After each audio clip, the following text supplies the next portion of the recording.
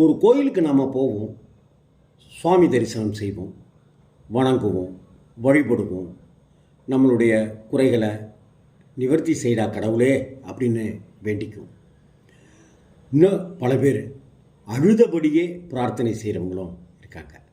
ஆனால் இந்த தரிசனம், வேண்டுதல், கவலைகள், கஷ்டங்கள், பிரார்த்தனை, அழுகை இதையெல்லாம் தாண்டி ஒரு கோவில் நம்மை உற்சாகப்படுத்துமா?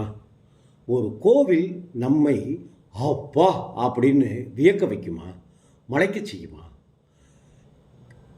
தஞ்சாவூர் பெரிய கோவில் அப்படித்தான். எத்தனை தடவை பார்த்தாலுமே நம்மளை விழி புதுங்க மலைக்க வச்சுக்கிட்டே இருக்கிற ஒரு அதிசய கோவில் தான் சொல்லணும். தஞ்சை பெரிய கோவில் அப்படின்றது உண்மையிலேயே பெரிய கோவில் தான். அவ்வளவு விஷயங்கள் அதில் சொல்லப்பட்டிருக்கு. மாமல்லபுரம் தொடங்கி கேரளம் வரைக்க தான் கையகப்படுத்திய ஊர்களில் இருந்தெல்லாம் தஞ்சை பெரிய கோயிலுக்கு நிதி கொடுத்துருக்கான் ராஜராஜ சோழன். கோயிலில் வழிபாடுகள் குறைவின்றி நடக்கணுங்கிறதுக்காக தொண்டை தேசம் தொடங்கி ஈழம் வரையில் உள்ள பல கிராமங்களை தேவதானம் அப்படின்னு குறிப்பிட்டு சாசனம் கொடுத்துருக்கான், எழுதி கொடுத்துருக்கான்.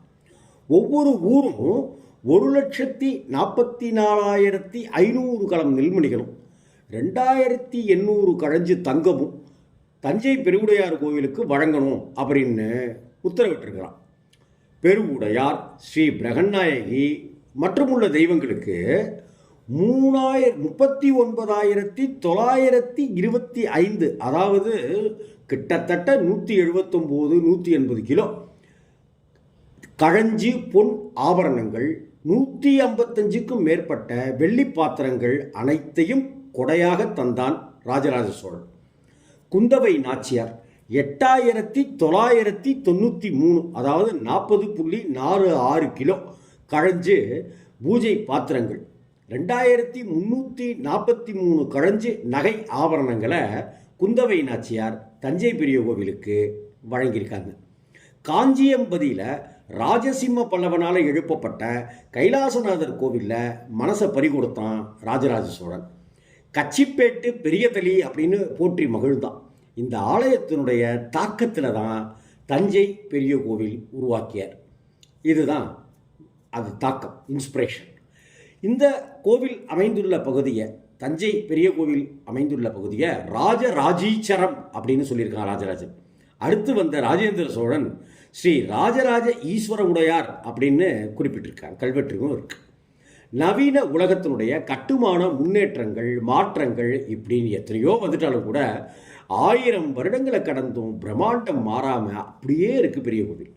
வீர சோழன் குஞ்சர மல்லனான ராஜராஜ பெருந்தச்சன் அப்படிங்கிறவன் இந்த கோவிலை கட்டிய கலைஞன்.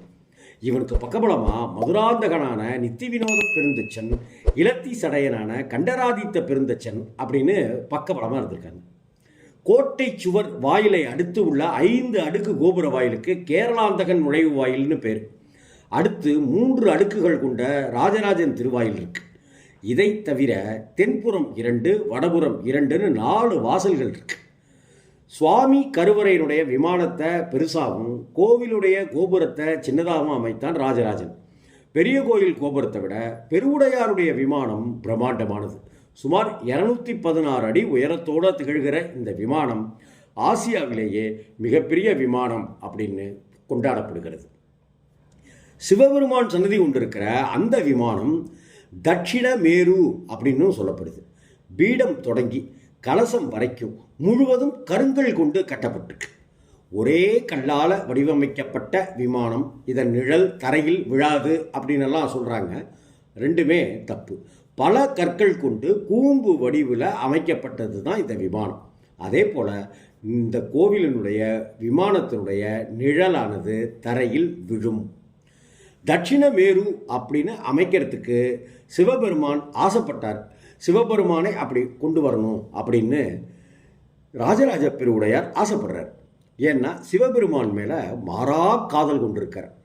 அதனால தான் பிரம்மாண்டமான லிங்க திருமேனியை வடிவமைத்தார் ராஜராஜ சோழன்.